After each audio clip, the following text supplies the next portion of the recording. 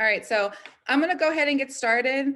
My name, again, is Chelsea Higgs Wise. I'm the executive director and one of the co-founders for Marijuana Justice.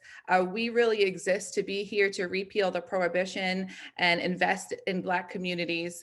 And I don't know if you've been keeping up lately, but marijuana legalization is really flying through. It looks like they have actually chosen the conferencees. So what does that mean? What is a conferencee? Well, I think we've talked a little bit about the process of the General Assembly and what that looks like. So we had the bills introduced in the House, we had the bills introduced in the Senate, and then each chamber decided about the bills, talked about the bills, and I'm going to be really honest with you all that the bills have not been identical. They have very different components. And sometimes that can be really dangerous. And sometimes that means that we have an opportunity to get our language out there in the final version. But right now, I want to really emphasize to everyone that there is no consolidation on the bill language yet. So all of the celebratory pieces about getting it passed really just means that there is a political will to have this move forward. Now, the discussion and the devil in the details is something that is still really being wrestled with and is going to continue, particularly this coming week. So I did mention that the conferencees have been chosen. So they introduced it in the House and the Senate in their different chambers.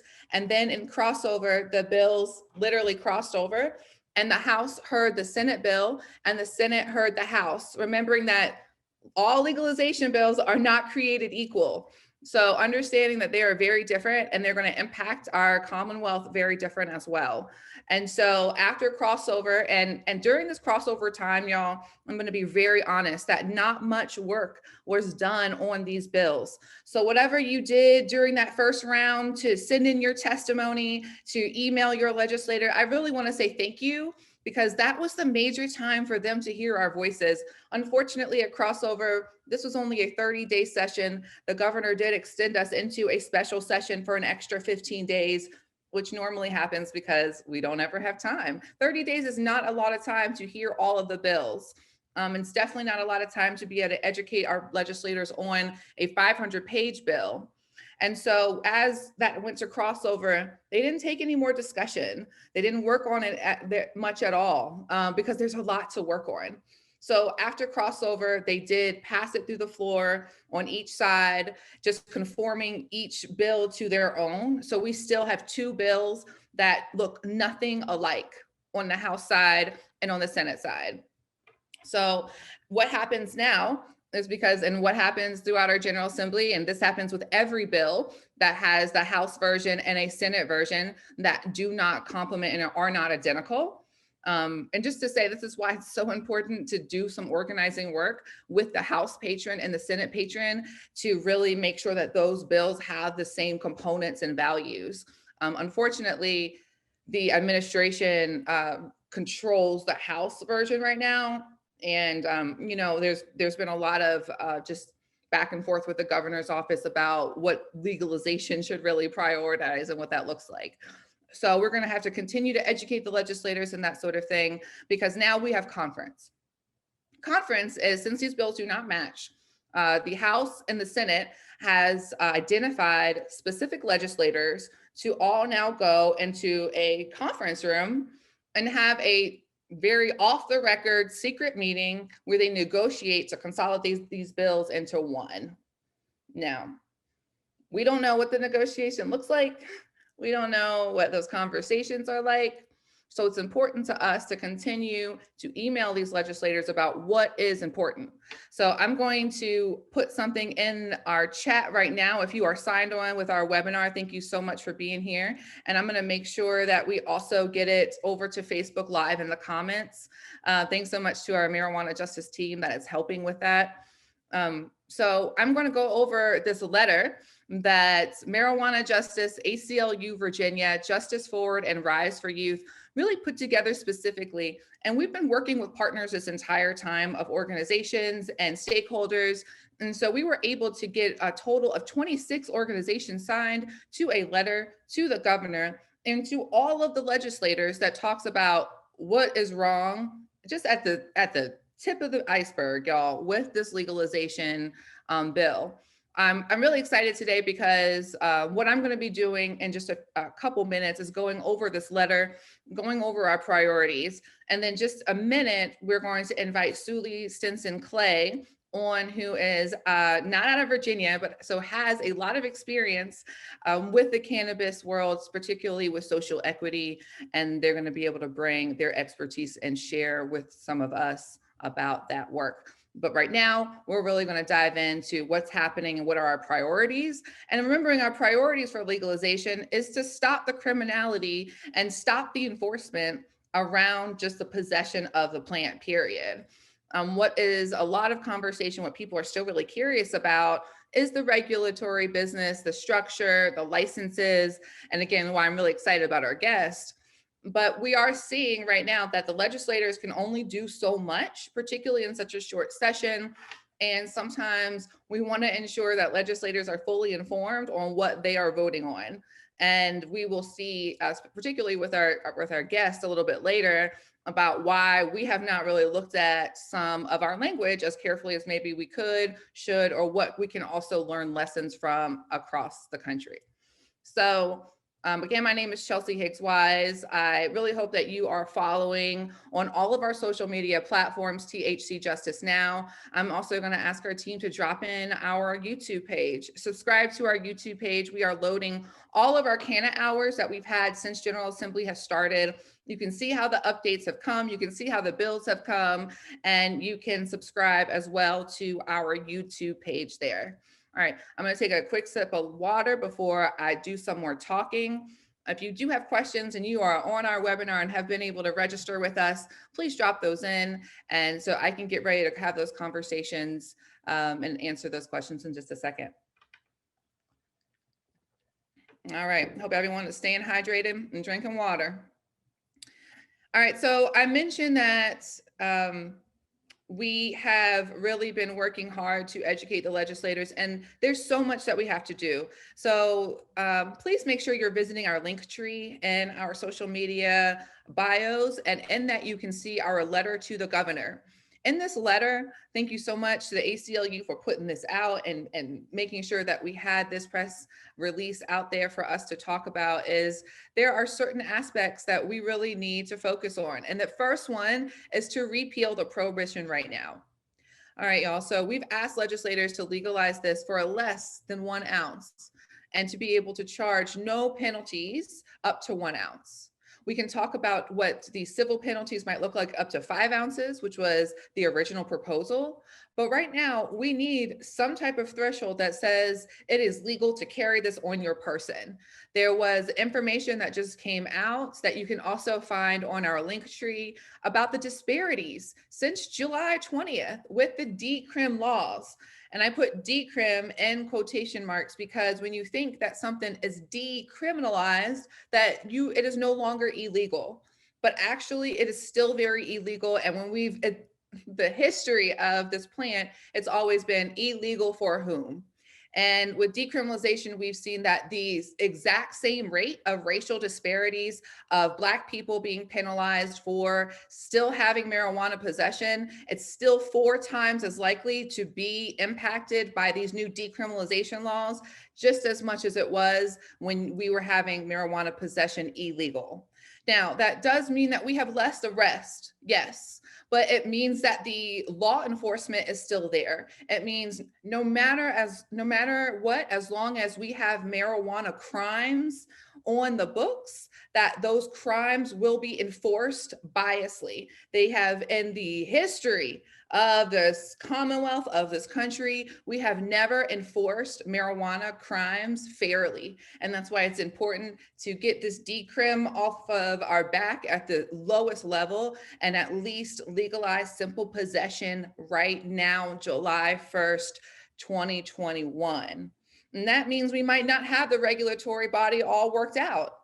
And that's okay, because the profit of the cannabis industry should not be directly linked, chained to us and our legality and our liberation, just getting the cops off of us. We have to also understand that a majority, over 80% of our traffic stops are the ones that are feeding into marijuana crime. So the marijuana possession charges that we are seeing are happening very much from traffic stops. I'm still on this number one value, y'all, of this letter, right? This repeal is that important. And I mentioned the traffic stops very particularly because we have to talk about this open container law that is in both bills. Both the House and the Senate have an open container law that basically says that any open container of marijuana, unburnt, will lead for someone, a law officer, to also be able to presume that you are high. That also means in the car. If you have a Ziploc baggie that you opened up, but you zipped it up getting ready to go to your friend's house, you have under an ounce, it is in your glove compartment. This is how both of the bills are written. If you are driving while black, a cop pulls you over for some reason, who knows? Because Virginia General Assembly last year did outlaw or did remove the ability for police officers to search and seize your car off of the smell of marijuana, as well as they can't pull you over for saying that your brake or tail light is out. These are all just racist tactics. And I'll say a big thank you to Justice Ford for working on those pretextual bills. But because we put those defenses in play, Virginia, the oldest legislative body and therefore the most experienced in recriminalizing us, have put in these new crimes that apply to the car because that's where they know they get us the most. And they're allowed to continue their pipeline right to the criminal punishment system through traffic stops. So let's talk about what this new legalization bill proposal says. It says that a cop pulls you over and all he has to say is that there is a green leafy substance that he sees in your car, in your vehicle. That's all he's got to say. And now he's able to search and seize whatever is in your car. Yeah, that seize means forfeiture. They take in your marijuana, even if it's under an ounce, seems legal. Well, they're able to search and seize. And if they find that marijuana in your glove compartment, now there's a presumption clause that says, hey, they can say you're intoxicated. Hey, that you're not allowed to actually be intoxicated and driving. So now you having this marijuana in the car is a crime. Y'all ever think about why all of those DUIs increased in states that legalize marijuana? It's because, again, they've criminalized a way for us to be criminals around the plant. And this DUI, this open container, it sounds a lot like alcohol, right? It's because it's meant to set us up to having more DUIs and still being criminalized when in the plant and around the car. Remember, none of that marijuana was unburnt. No one was smoking in the car, and all the officer needed to find that marijuana and pin this on you and ruin someone's life is to say that they saw green leafy substance on the bottom of your car. And that would be enough. That could be dirt. That could be anything. So we have to be really serious about what Virginia is proposing for legalization before we even talk about what the profits and the tax revenues are going to be like, because it's going to be on the backs of whom? Guess what? So, and remembering, as we're talking about expungements and things, that it's going to be a lot of record sealing. So cops are going to still be able to see your records. And so when they're pulling you over, they see that you've got a prior record that is just sealed, and the cops, the judges, the prosecutors can still see it. Who are going to be the people that are still going to be criminalized in this legalization bill? Ooh, that was just number one. Number two, we have to take no action in making sure that we criminalize the youth and our next generation. When I talk about no new crimes, I really mean that for youth as well. No new crimes for in the car, no new crimes for youth. And both of these bills, they are still criminalizing our youth, particularly in the Senate proposed bill. They have subsequent crimes.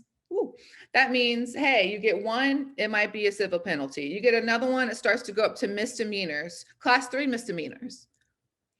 And what we've got to realize, you all, is that marijuana being illegal has always been a way to feed the prison for profit pipeline.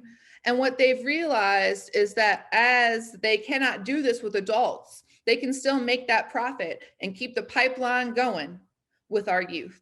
And we're here to say that's not okay. And that's what not Virginia legalization should be. It is already illegal for youth to have marijuana. Why are we making up new crimes? All of the data says that as states legalize marijuana, there is no increase in youth use. Youth do not care. Young people do not care. College people do not care. Because remember, this is going to be 21 and under. They do not care about the legality in far as their use. And so they're not just going to start going ham about it because it's legal. There's no data to prove that.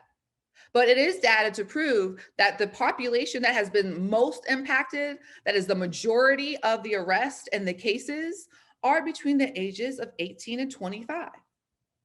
So y'all, they know that. And they know that half of that, that 20 to 18, that's still their prime population for the picking. And we can't allow that.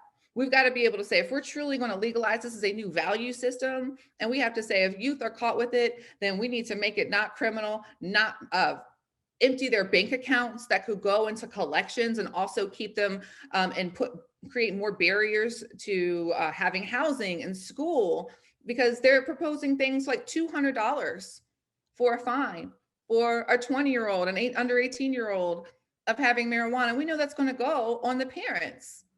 We know it's going to go on the families that are barely affording their rent and their car and whatever else is happening in this pandemic. So they're recriminalizing our same populations that have already felt the brunt of this. So we need to make sure that we're following Rise for Youth. I'm really excited that on Monday, the 22nd at 2 p.m., we will be at the Science Museum having a press conference to talk about these crimes on youth, to talk about this repeal now, because the Senate is meeting on this, and the Senate is the harshest when it comes to some of these criminal justice. But I'm gonna be honest, y'all, the House isn't championing this for us either. Not at all. So it's important that we continue to send this message. And so we will be out there on Monday at 2 p.m. If you want to come and safely support us, 6 feet away, masked up. We have small signs just to stand behind us and talk to each other and see that this is important. So that's Monday at 2 p.m. Also, we want to talk about the repair done by marijuana prohibition. We want to really talk about the expungement pieces. The expungement work is really coming together. This compromise that we have not been able to see in marijuana, it seems like they're able to do that in the expungement. And shout out to Legal Aid Justice Center, shout out to No Left Turn, shout out to the Virginia Expungement Council that Marijuana Justice is really excited to be a part of, that has been working on the expungement pieces so that we can get something going with automatic expungement, because we have none now, and talk about what record sealing is going to look like so that people can still get jobs, so they can get housing, so they can go to school. But it's going to be important too that we continue to educate folks on what record sealing is and the difference of collateral consequences versus it's still going towards any future sentencing that might come up when you're in front of a Virginia judge again. These crimes and these penalties do follow us. But really excited that there is an expungement piece in there, and that expungement piece is also directly connected to the social equity parts. So we're really still talking about how many of these licenses are going to go to social equity people, how many of these licenses are going to make sure that they are done by Virginians. Right now, you do not necessarily need to be a Virginia resident to apply for these licenses as they are proposed right now. The social equity clause says that the resident does have to be a Virginia resident as the applicant. And so that's why we're saying that 50% of these capped licenses, they're saying about 400 400 dispensaries, that's going to model a lot like the ABC. So in your district, however many ABC stores you have, that's probably what it will look like for how many dispensaries are in your area as it's proposed right now. So since we know there's going to be a cap on how many we can have, we want to make sure that social equity is the priority, and these applicants that have had the harm done to them and have come from these communities that have been disproportionately impacted by over policing, then we need to know that they are in the forefront and able to get their chance, and we just don't have the tokens chosen for these social equity licenses or these licenses in general, right, across the country. There's also this piece and the social equity clauses that talks about you can apply and qualify for a social equity license if you simply just hire 10 of those impacted people.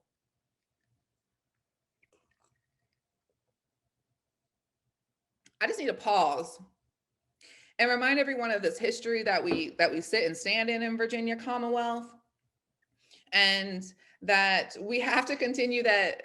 This is the loophole that's going to allow for nobody impacted to actually get those licenses. And social equity, the way that it is written right now, is going to come with capital benefits. You actually going to have zero to no interest, low interest loans for social equity applicants from the tax revenues. They're creating the Cannabis Equity Reinvestment Fund.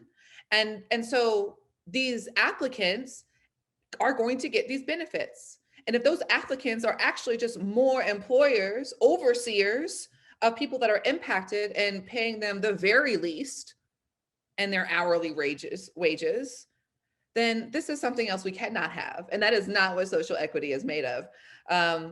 We'd also like to really see them ban vertical integration without it having some type of micro business structure for smaller entrepreneurs, and to have some guardrails. Right now, that's another big discrepancy and difference in the two bills of how they are managing larger companies, as well as just this gap between legality and when the market's open. As of right now, besides Jennifer McClellan in the Senate and besides some language in the Senate, they would like to say nothing is legal, simple possession, none of that is legal until we can start making a profit, which will probably be around 2024. Okay.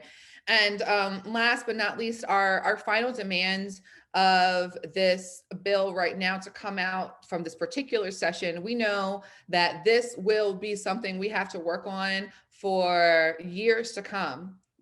So I really want everyone to know that we are also asking that we have 70% of the tax revenues of cannabis going to that reinvestment fund.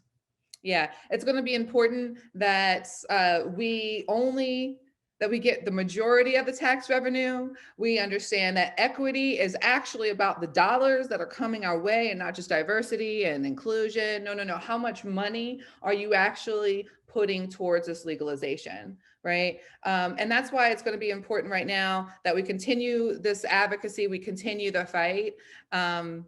And yeah, we continue to learn and read about the amendments about what's going on. So again, I just went over the basic letter that ACLU, Virginia, Marijuana Justice, Justice Forward, Rise for Youth, as well as 21 organizations that you've probably heard around, including Virginia Student Power Network, including Minorities for Medical Cannabis, including New Virginia Majority, Justice Democrats. I mean, we've got people on here that we're just so proud that they are standing for equitable legalization. And right now, this legalization is just not it, y'all. So I'm going to give a quick second. I've been talking a lot to be able to jump in any questions, to make sure you're sharing out this Facebook Live if you can. And yeah, right before we bring on our guest, but I just want to give a second for any questions.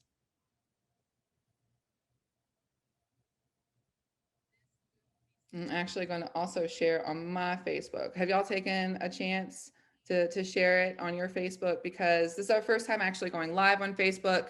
We've been uploading to YouTube, but it's going to be important, y'all, that we get these messages out there. And you may or may not have noticed, but there are not a lot of groups having these conversations about marijuana with this lens about enforcement, with this eye about social equity, and really gauging what's happening in other places, like what we are about to do with Sulee Stinson Clay. So please share what we have going on right here at Marijuana Justice. All right, so without further ado, I am going to bring on our guest today so that she can tell us a little about herself and about her work. Come on down, Sulee.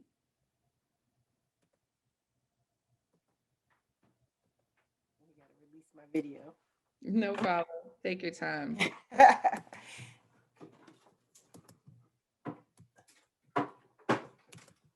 Well, I am here. It won't release my video, so you can't see me. Oh no, here we also had. The host has stopped my video. Okay. But I can still talk. Look So at that. I want to say thank you to you. Oh, I'm here. Okay. I just wanted to say thank you to you for the work that you're doing, because it's so important. And, the issues that you're highlighting are exactly the right issues at exactly the right time. So, hopefully you'll be able to make a change, because really it's been, like you said, the law is being written now. So it's urgent.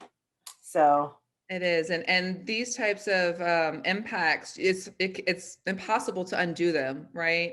And many folks are saying, well, we're going to do disparity studies afterwards, and that just is saying, well, we'll have to wait to see what harm is done. And exactly. for so long, what else? What other studies do you need? So Yeah, no, we can't wait for justice. And, in terms of licenses, like you said, there's only 400 retailers that'll be given out. So it's like television licenses or radio licenses. Once they're gone, and then their value just skyrockets. And, some people get wealthy and others don't. So, right. this industry, unlike so many, just has such a clear need for equity. So many folks sitting in jail for marijuana use, possession, whereas so many folks are getting rich off of this industry and never have suffered from that. So it's Exactly. critical. Well, let me do a quick introduction of you because you deserve it. Sulee Stinson Clay is a business lawyer with over 20 years of experience in advertising companies, investors, and leaders in the areas of corporate finance, private equity, venture capital, commercial transactions, debt financing, and mergers and acquisitions, and amongst many others. Anymore. No, you deserve all this. Be quiet. I mean, I love you, but we're all going to sit through this. She's currently chair of the corporate group of McKinnon, Shelton, and Henn, and a minority and woman-owned law firm. Sulee is also CEO of Stinson Bushnell Industries, Burnt Meadow Hemp, a 250 hemp farm, and CBD consumption product company. Sulee began her career with Kirkland and Ellis and later joined DLA Piper US, where she's a partner in the corporate finance and private equity departments. Sulee has an A.B. magna cum laude in African American Studies and Visual Environmental Studies from where? Harvard, and a JD from Harvard Law. I introduce to you Sulee Stinson Clay. Thanks so much for Thank being you. here. Thank you. Thank you for that. So Yeah. I appreciate it. Yeah, no, I've been practicing in the area of corporate law, corporate finance for a long time. And I used to be with a big law firm, and I'm now with a small minority owned law firm. And it's given me the flexibility to really do the type of work I wanted to do. I've always wanted to focus on businesses that were either run or serving minorities and helping them to really build wealth. And Right. so this is just a natural progression for me to transition into cannabis, because there's a lot of companies raising a lot of money, needing a lot of corporate law advice. A lot of folks in the industry are new to structured finance. And it's so critical, particularly if you are a social equity applicant and you're trying to maintain ownership and control and the profits from your business. There are so many folks out here trying to take advantage. And as these laws are written to give advantage to social equity, then that just makes you a target for vultures. And, it's so important to have good representation, really, to protect yourself and ultimately to protect, what's yours. And, it's been an interest of mine all along to just give support to Black businesses. And, just seeing the disparities. I think early on, I attended one of the large conferences, and I went to the institutional investors part of the conference. And, there wasn't a woman or a person of color in the entire place. And I mean, 1,000 people, and having seen that room, and then also seeing the inside of jails, it's not okay. So whatever I can do to support and protect us in this industry and to carve us out a larger piece of it, that's really what I'm here to do. So Great. Great. Well, I live in Washington, D.C., so I'm not a Virginian, but I'm very close to Virginia. And, the things that are coming up in Virginia have happened before. There's history in Illinois, there's history in Maryland. I mean, complete debacles and how laws have been rolled out. And, hopefully we learn from our mistakes. Illinois is a good one, because they've, got a debacle on their hands right now because of the way the this law that they wrote, everyone was really praising, and now it's under attack. So, trying to get it right is critical. And would you mind talking a little bit, because my next question was gonna be, what are some of these lessons that we can learn? Would you mind talking about what's going on in Illinois? Well, okay, so you have the Constitution, which is an issue, because what they would like to say is, let's just give some licenses to some Black folk. That's what they would like to say. But they know that if they do that, they're going to be challenged under the law constitutionally. And so they always write these laws with these loopholes. They want it to go to disproportionately impacted minorities without actually saying it. So it's by your neighborhood, or do you have a family member that's been incarcerated? And they're getting better at how they're defining it. I think they're getting closer to the people that need to be put at the head of the line in how they're defining it. But there's these loopholes, and like you said, if you hire a sufficient number of people from disproportionately impacted, well, you're right. I mean, that's just employment. And what's employment today could be gone tomorrow. And there really isn't somebody that comes in later to make sure that you're still doing what you said you were doing back when you got the license. And even ownership. These they call them MSOs, multi-state operators.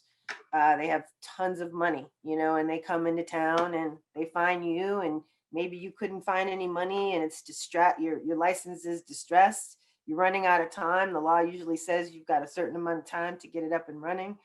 You need to, sell.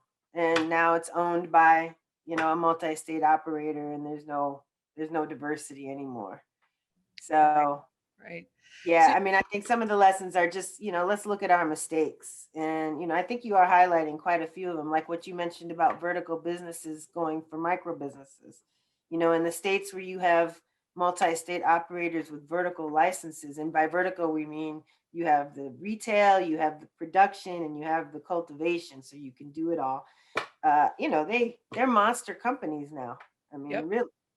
And by, I think the law is written, one of them does ban verticals, but it doesn't allow it for micro businesses. And so again, I think, that's an excellent point you make, because smaller businesses need that advantage.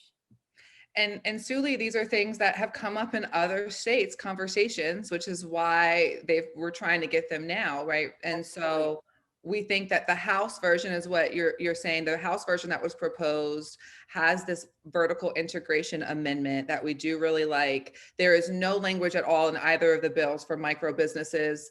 So I'm worried that in that conference process, that will not be anything new. Normally in conferences, there's nothing new that comes out.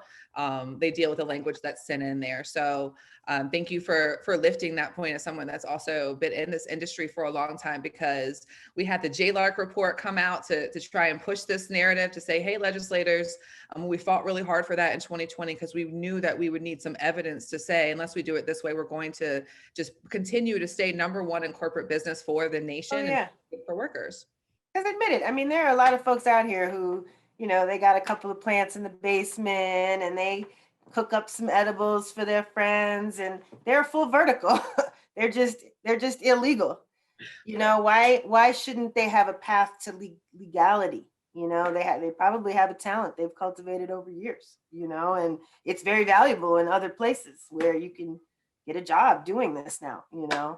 And it's held that value in our community for generations now. Like, we've been in it, we have the experience. This is what folks talk about the legacy market in that way, is that there should be a true path for that. What are some other lessons that you've heard of, or I know you've been able, thank you so much, to take a look at our language. What are some other things you really want to bring up? Well, I mean, I was reading through the summaries of the two bills, and I hadn't even picked out what you picked out regarding some of the new crimes, that they've come up with. And, it's it's pretty sneaky, honestly. And, I'm glad that you're on it. Virginia's a special place. And, when you say about the cops, I mean, living in DC, right? Like, as soon as you cross that bridge, you're like, okay, I better make sure everything's legal, because odds are I'm getting pulled over. And it's true. I get pulled over in Virginia all the time. And so, if you can't have a closed container in your car of cannabis, how are you to carry it? otherwise? I mean, Sulee, it truly, that's been our question to the legislators. It essentially makes it illegal to have it in your car, depending on the discretion that the cops want to give that day. And we always know. so it might as well not even be a 1 ounce legal. And it sounds like they want to make up to 1 ounce legal, but then raise the penalties for above 5 pounds. But they also say you can't bring any cannabis into Virginia. So, does that mean if I have it in my car with my DC plates, am I illegal or is it legal? So, I think there are some areas of the law that can be exploited here, by police that do like to police pretty hard down there. So. Well, when we talk about this, they say that, well, since decriminalization, the police aren't going to do this anymore, and we should trust that. So, well, I would love to hear a little bit about you said you're really supporting social equity folks there, and so what is kind of not your day to day, but what would that look like for your support for someone that's getting in as a social equity applicant? Sure. Well, I represent businesses as an attorney. So, these are small businesses, a lot of them brand new, a lot of them with lots of partners and relationships that have to be put on paper, and that's very important. In Virginia, it's been interesting because they've already legalized medicinal, obviously, and they had one license that they snatched away from somebody that came available, and so a lot of people were rushing to apply for it. Now I understand there's a lawsuit that's delaying that. But with the new law rolling out, I think a lot of folks, as soon as these bills come through, the folks that really want these licenses are really all over it, and I mean over it. And so they are already strategizing, already looking for locations, already, planning their team, figuring out who their social equity person's going to be because they need one because it's not them, usually, and, figuring out what those relationships will be. And what's interesting about the law from a social equity perspective is that it does give social equity applicants a head start, not a very long head start, but the first applicants will only be social equity applicants, it looks like. So that's positive. Having first mover advantage is important. I don't know that 6 months when you have to raise capital and you have nobody to get it from, is enough time, enough of a head start. But having that is useful. One of the things that I've been kind of thinking about is whether these competitive situations are at all good for social equity at all. And some of this conversation has come out of what's going on in Illinois because, folks spend a lot of money on these applications. I mean, 6 figures and up, really. And if you think you're going to just apply and, write it yourself, you might as well stop. And, and don't empty your bank account for it unless you're going to hire somebody else to write it and do it the right way, because otherwise you really are throwing your money out the window. And hundreds of people apply for, dozens of licenses. So how much money that needs to be in the community is thrown away on some hopeless effort that you're going to lose because your competition has millions of dollars. Right. They've done it 10 times. So they've already written it before. And it's very challenging to win one of these competitive licenses and very expensive. But in Illinois, it's become a lottery for the most part. And so, some of the thoughts are that a lottery is really true social equity because you don't have to spend $1 on an application. Right. If you're throwing your name into a hat, right, whoever wins, the money's going to come. I mean, if you get a license, the money's going to find you some kind of way. Oh, yeah. Because they're limited. And so, maybe a lottery is the best bet for social equity. But that's not what it looks like is going to happen in Virginia. It looks like it's going to be competitive. So, yeah, you have to be very organized and you have to move early. And, what I hear is you have to be politically connected. I assume that's true. It's kind of true everywhere. Everywhere, yeah, exactly. And I would say that I'm continuing to say, as proposed right now, I really do want to have some hope that there will be the ability to continue to work on this language, particularly in social equity, and they're talking about doing it a few years ahead. So I hope things that what you're saying, like this lottery system can, because this is something that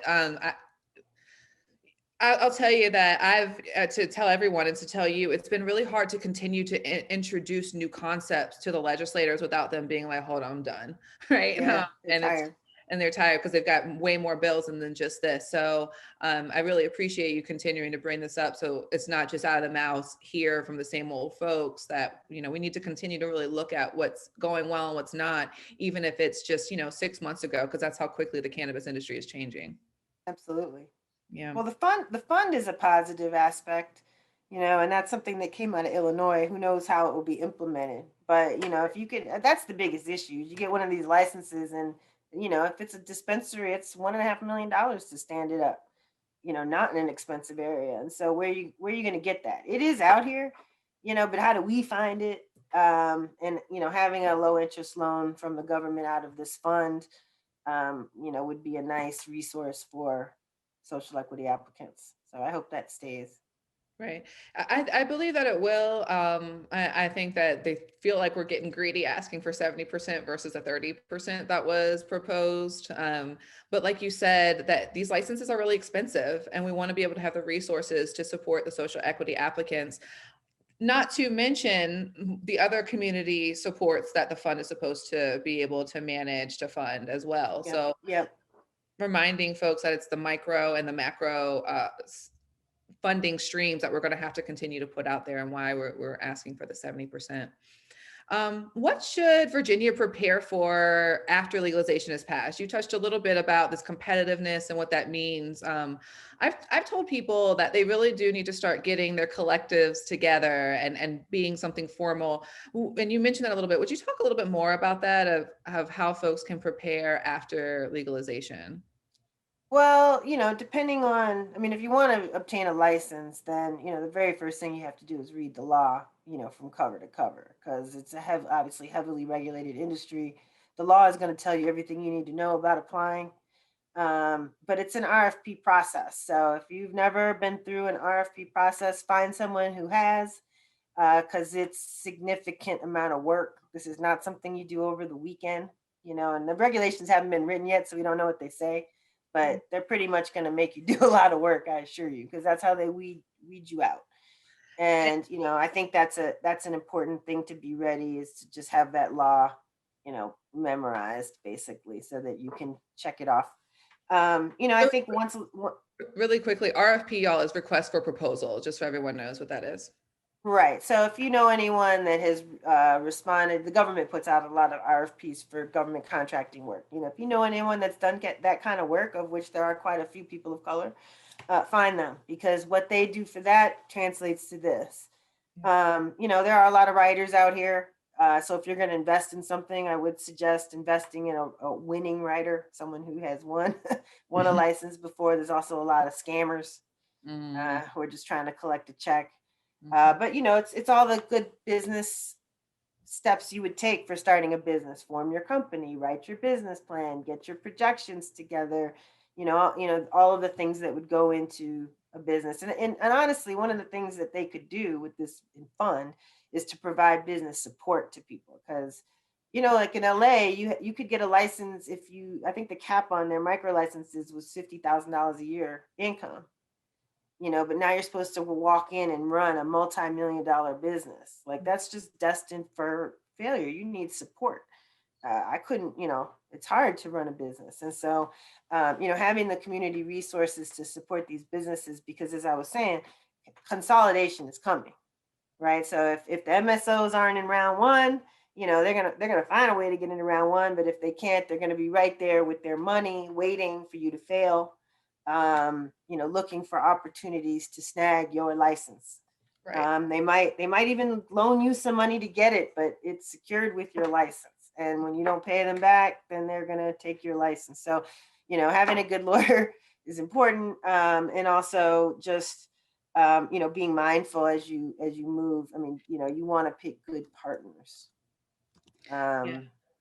And MSO is a multi-state operator. That's Right. that question in the chat as well. And so we've had right now the bills have a lot of room for the board members underneath this cannabis authority to create more of how the money would be spent.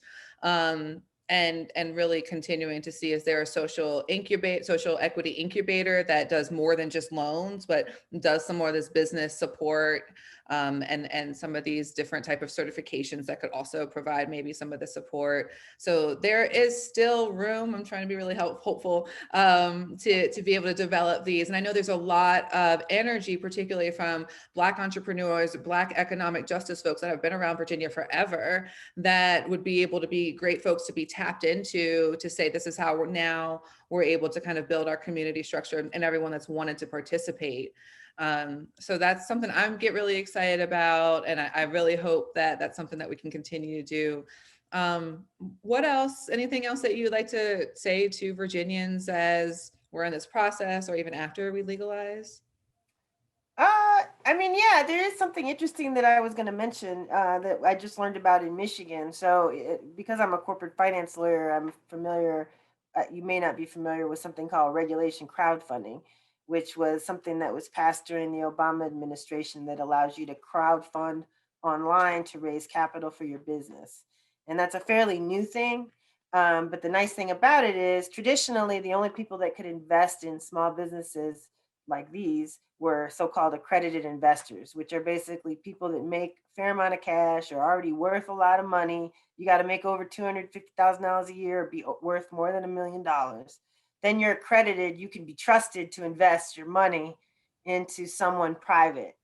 And as a result, only accredited investors could really benefit to this huge growth that you see in these startup businesses. You couldn't get into Google until it went public unless you were accredited, right? Right. And so Regulation CF takes away the need to be an accredited investor and has income limits and says, okay, if you make this much, you can invest up to this much, but you can invest and they can advertise on the internet, which is all a new thing. Right. So Regulation CF was recently increased. It used to be you could only raise $1 million, but now they've raised it to 5 million. Okay. And it's a very simple process with the SEC. There's internet portals that handle this. And the reason I'm mentioning it is because in Michigan, they're actually trying to set up a centralized Regulation CF portal where anyone in Michigan, anyone anywhere who wants to invest in a Michigan social equity cannabis business can go to this portal and can invest in these businesses, whether you're accredited or not. And then these businesses have a one-stop place that they can go to put their, story out there to try to raise capital. So it's an attempt to use Regulation CF, to, I think, sort of democratize your ability to get in on some of these early startup investments. And so, I love this. So these are cash flowing businesses, and as a unaccredited investor, your only option is to buy shares of some publicly traded cannabis company, which is doing good right now, but is not the same. They're not run by Black people. Right. So if you want to invest in our communities, in our people, I think that's an awesome tool. So, and that's what I just read about it in Michigan. It's something that could be brought to bear in Virginia, I think, if someone was interested, and have this centralized place where folks can invest in their own community. Right. And that's something that's run by the state that they're doing. I don't think so, actually. And I wish I had looked it up before I got on the but no, I think it's a private effort. Nice. Really I would love that even more, to be honest. Yeah, to just try to bring more capital to bear, because that's really, in what I do, that's the biggest thing. I can't tell you how many people come to me and say, I have this great opportunity, but I need, you name it, $2 million, $4 million, and it's like, well, where are we going to get that? Where are we going to get that? So. Wow. Well, Sulee Clay, is how can people kind of continue to follow or support you at all? Oh, sure. I'm online. I can be found on LinkedIn, and my law firm is McKinnon, Shelton and Henn. So we're at www.mshllp.com, and I'm the only Sulee anywhere pretty much. So you can find me easily, and would be happy to continue the conversation. So you are open to talking to some folks in Virginia as well? Absolutely. Yeah, I know. People call me all the time, and I try to help where I can. Right. Capacity is out here, but I really appreciate you putting that information out there, and we will make sure that we drop that in the chat, as well as your LinkedIn when we share the video as well. Sulee, thank you so much for this, especially for Thanks. bringing up that crowdfunding piece. I remember when that happened, but it does take these minds to come together and see how we can use these new instances, laws for our Absolutely. advantage. Absolutely. Um, Cool. Well, thank you for the work you're doing. Thank you. Thank you. If there's any other questions, if anyone has questions for the chat, if I see somebody did mention about barrier crimes preventing employment in the cannabis industry in Virginia. Yeah, there are definitely some barrier crimes there right now. It says that the moral turpitude is still there. So past felonies, as well as just crimes that they describe as something that isn't within great moral character. That moral turpitude is something that our team has also been talking to legislators about, because it will be something that's a barrier to keeping people in as well, definitely. Not talking about operating a license instead of working as an operator, working for an operator. Yes, anybody in the industry that would be touching a plant or that sort of thing would be subject to these types of barrier crimes from what we see right now. Yeah. Well, this is where we are going to end it this week on CannaHour. We will be back next week. Really excited to have Hope Wiseman, who's going to be on from Maryland. She's one of the youngest, if not the youngest, African-American woman dispensary owner. And I'm really excited to be in community with her for a couple of years, and she can come and talk a little bit about her experience in the medical side of the industry, as she's a dispensary owner there in Maryland. One last time for Sulee Clay for joining us. Thank you so much. Thank you. And we'll catch you next time right here in CannaHour. I'm Chelsea Higgs Wise with Marijuana Justice. Stay safe, y'all.